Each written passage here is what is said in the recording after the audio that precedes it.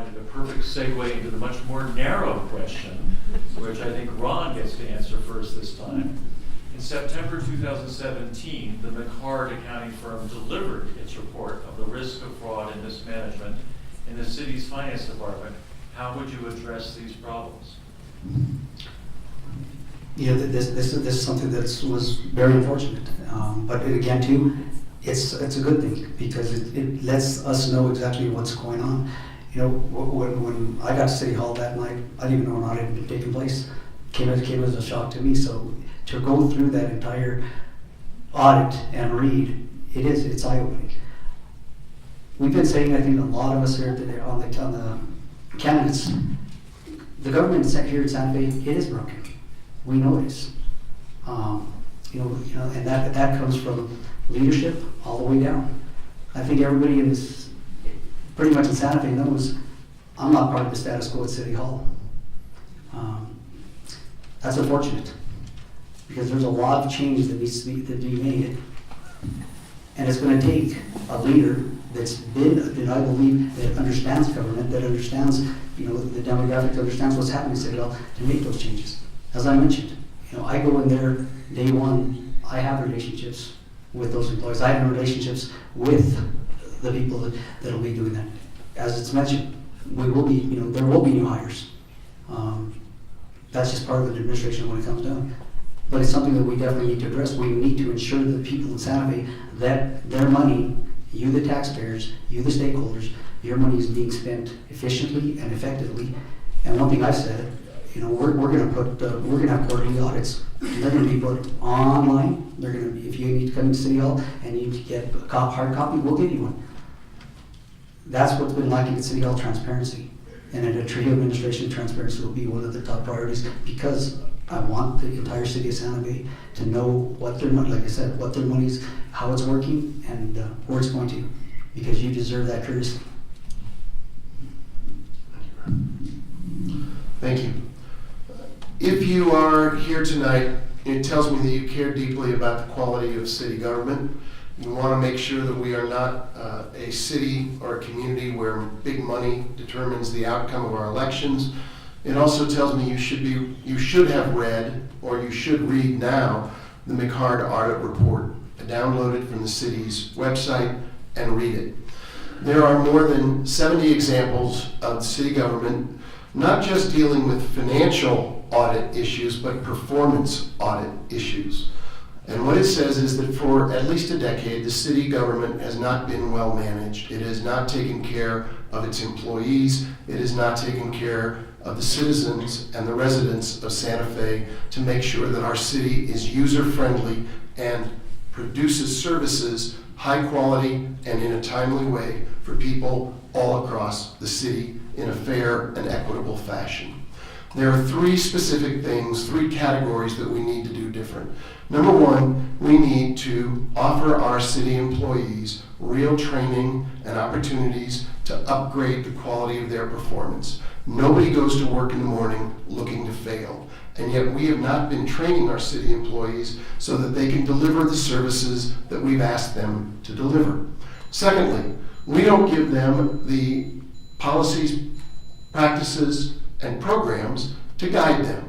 And as a consequence, across the city, and it was mentioned earlier in the permitting department, for example, there are wide fluctuations in how the city code gets interpreted. That's a failure not of the city workers, but of the city managers. And it's going to be the responsibility of the next mayor, as the first strong mayor in Santa Fe's history, to provide policies, practices, and programs for uniform, high-quality delivery of services. And finally, we haven't given our employees the technology and the equipment they need to do a 21st century job. The McHard Report is a guideline for improving city government going forward. So the McHard Report identified a number of issues at the city, identifying potential areas in which fraud might exist, although it did not identify any specific instances. We should have an update at the next Finance Committee meeting, or at least we have been told that we will finally have management's response, which I have been pushing for some time, because I think that report is going to indicate that a number of the items addressed in the McHard report actually have already been underway in terms of being addressed. For instance, the new IT system, one of the significant aspects of that is an entirely new timekeeping system, the Chronos system, which will eliminate, I believe, the possibility of the problems with the 2008 bond request from ever happening again. So we are tightening up those systems, increasing accountability, and the other coin, or the other side of the accountability coin, is to, of course, if there are continuing problems, holding people accountable, and that is an area where we have certainly done a number of things, but where we have room for great improvement. So I intend on working on that contract of expectations between the city and its employees to ensure that people actually are doing their jobs, and if they don't do their jobs and do them properly, then they will be held accountable for that, and there will be consequence. We have already revamped our cash handling systems. I think that will be a part of the report at the next Finance Committee. And for several years, I have been advocating for a forensic auditor to be added to the audit staff, and that person is the person who would be doing those fraud and investigations internal to the city. And again, nobody else has gone along with me on that yet, and I would change that. Well, I don't think we ought to minimize the McHard fraud risk assessment. And again, it was just that. It was an assessment. It was simply based on a sampling of financial records, and yet it came up with 60+ findings with broad conclusions that there is a lack of internal controls throughout the city. That's alarming. And so the next mayor really needs to take a leadership role, and because if any administration can't be an effective steward of taxpayer dollars, then there can be no trust. And so under my administration, it'll be a top priority to address that. As I mentioned in my previous comments, one of the more prominent recommendations is to move forward with a more detailed forensic audit. Right now, we have a consultant that is being used to augment finance department staff to ensure that operations continue in our finance department. That is the state of our finance department. And so we need to move forward with this forensic audit. We need to find out if there's been any kind of embezzlement or any kind of nefarious activity going on.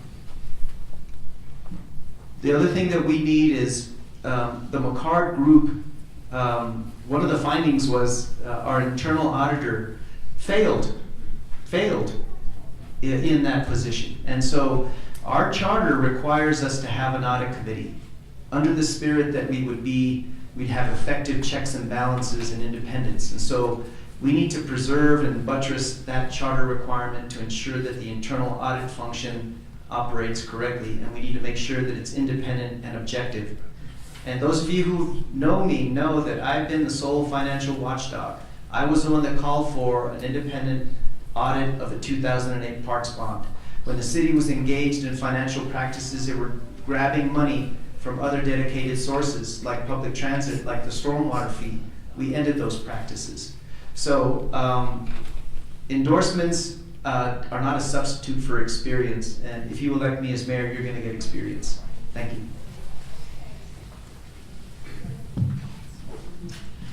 As I mentioned, I worked at the city for 9 years. During that time, we had 8 turnovers of finance directors. And that's not to say we had 8 different directors, but we had 8 turnovers because we kept going back to the same interim director. But that sort of gives you an idea as to how hard it was to have stability in the finance department. And anyone who has worked inside the city and really actively been managing those finances knows that there were issues, and there were way too many personality-based and paper tracking systems in there. So, if you've been inside, it's really not at all surprising that there are problems with controls.